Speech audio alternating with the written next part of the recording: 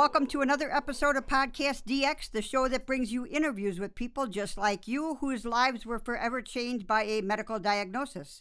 I'm Lita. I'm Ron. And I'm Jean Marie. Collectively, we're the hosts of PodcastDX. On today's show, we are speaking again with Craig Lewis. Craig joined us a few years ago and discussed Munchausen's by Proxy, and is returning today to tell us what impact COVID has had on his life. Welcome back to the show, Craig. How you doing, Craig? Hey, thanks so much for having me. It's a blessing to be with you all. I'm glad we're all here today. Great. Thank you. Craig, thank you for taking the time to talk with us today. Could you tell us what you did? Did you end up getting COVID? And if you did, how did it affect you? I don't ever had it. And I've basically lived in a small mountain town in the south of Mexico the past 2.5 years, and I just live day in, day out. So I don't believe I got sick because I'm just fine. Okay, so you're very isolated in that area. Yeah. Okay. Well, you had mentioned Mexico the last time we spoke with you. You were there. Are you still living south of the border now? I absolutely am, and it's a much better situation for me than it would be if I was in the United States. So I'm very happy here, to be quite honest with you. Okay, good. Has anybody that you know or anybody that you've come in contact with had COVID? Yes, many people outside of here that I know in other parts of Mexico. Okay. And I do know some people here I do know that some people passed away as well. Oh, I'm so sorry. I'm sorry to hear that. Yeah. Craig, what about vaccines? Were you able to get vaccinated? And what are your thoughts about the vaccine? My thoughts are that each person has to make a decision for themselves based on their own ways. So that's my answer for the entire question. Okay, thank you. And what's been the most difficult part about the pandemic? I mean, have you been able to get supplies where you are, or were there supply delays because of the pandemic?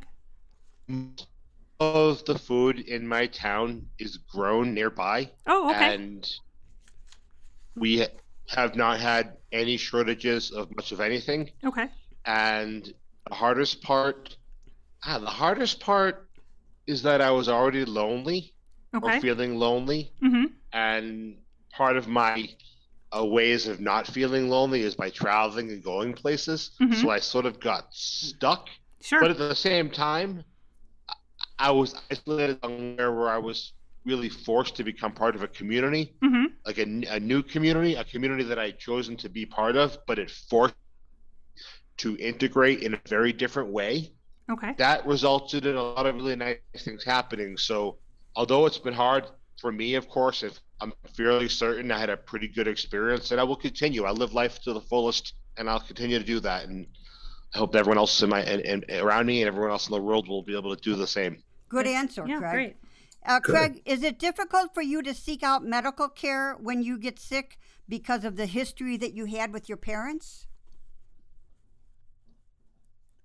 Well, that's an interesting question, and I like that you asked it. My answer to the second half of the question is yes. Okay. It's very difficult for me to get or seek out help for reasons. Right. The first part, it's not difficult. It's just dysfunctional for everybody here. It's actually dysfunctional for someone who's from somewhere else and who doesn't speak the language. I will say that I had a bacterial infection over the summer that lasted 4 months. Ooh. And I came close to being, the doctor said I was like 50% to death. Ooh. And so over the sort of 50 local health center, like consecutively every day I went and I received treatment on this abscess that became infected, and I had injections and antibiotics after antibiotics, and ultimately I had to have surgery to remove this toxic part of the cyst that was still under my skin.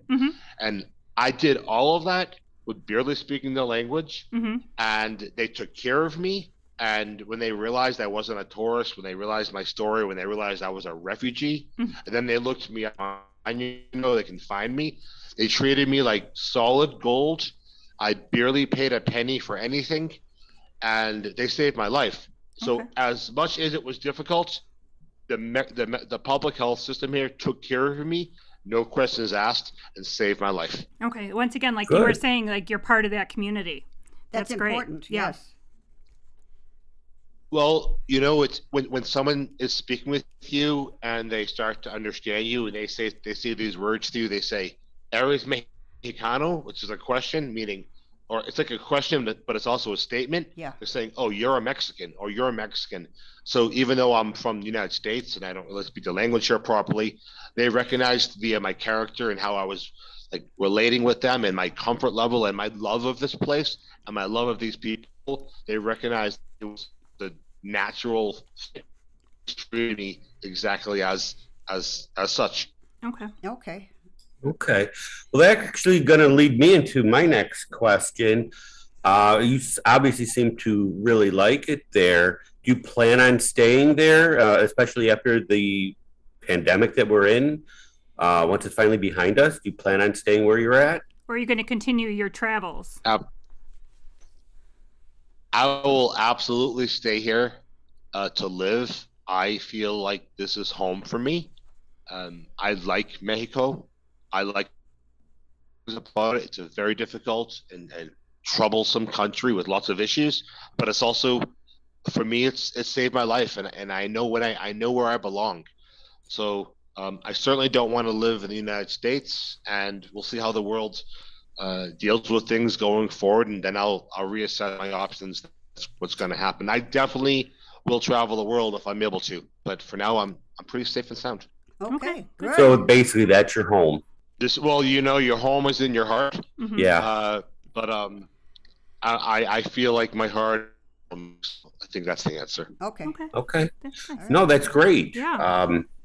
That's good. I want to thank you for joining our show today.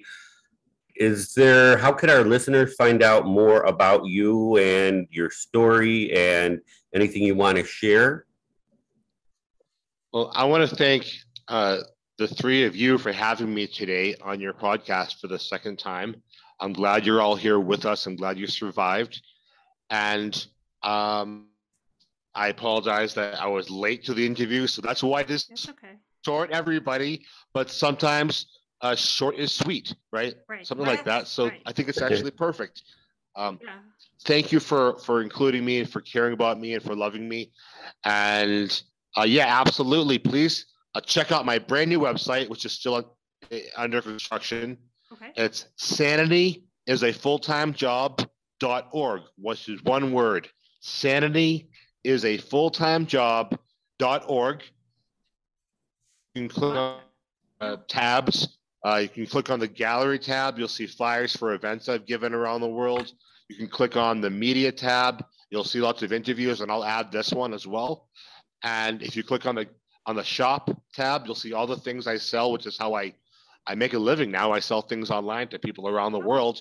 And at that tab, at the shop tab, you'll find my brand new book, The Craig Lewis Guide to Surviving the Impossible, and other books and T-shirts and all sorts of cool things. And that's how I do it. It works, and I'm grateful. That's great. Yeah, just pulled it up now. That's wonderful. Yeah. Awesome. Yeah. One day at a time, right? One day at a time. Sure. And yes. We're really glad that you found a community. Oh, go ahead. No. Anybody who listens to this podcast, who contacts me and says, I heard this interview on the PodcastDX.com podcast, will receive a 15% discount on everything on my website. All you have to do is send me a message, an email. You can email me at survivingtheimpossible@gmail.com. That's survivingtheimpossible@gmail.com, and just say, hey, like I just said, I heard your interview, and I would like my 50% off discount, and I'll send you the code.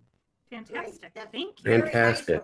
Very nice of you. And it'll be great to, I know one of my favorite cartoons is for an interview you did, and it shows you as the punk rocker being talking to a counselor, and it's a great image. So I hope that one's on there, on the media stuff. And thank you so much for taking the time to talk with us. I'm really happy that you found your community and you're happy there. And we'll check back with you again later. Yeah. Or soon. Definitely. Thank you so much for everything. God bless you all, and I look forward to speaking with you again soon. Thank you, Greg. Great. Take care. If our listeners have any questions or comments related to today's show, they can contact us at podcastdx@yahoo.com, through our website, podcastdx.com, on Facebook, Twitter, Pinterest, Instagram, or TikTok. And if you have a moment to spare, please give us a 5-star review wherever you get your podcast. As always, please keep in mind that this podcast is not intended to be a substitute for professional medical advice, diagnosis, or treatment. Always seek the advice of your physician or other qualified healthcare provider with any questions you may have regarding a medical condition or treatment and before undertaking a new healthcare regime. And never disregard professional medical advice or delay in seeking it because of something you have heard on this podcast. Till next week.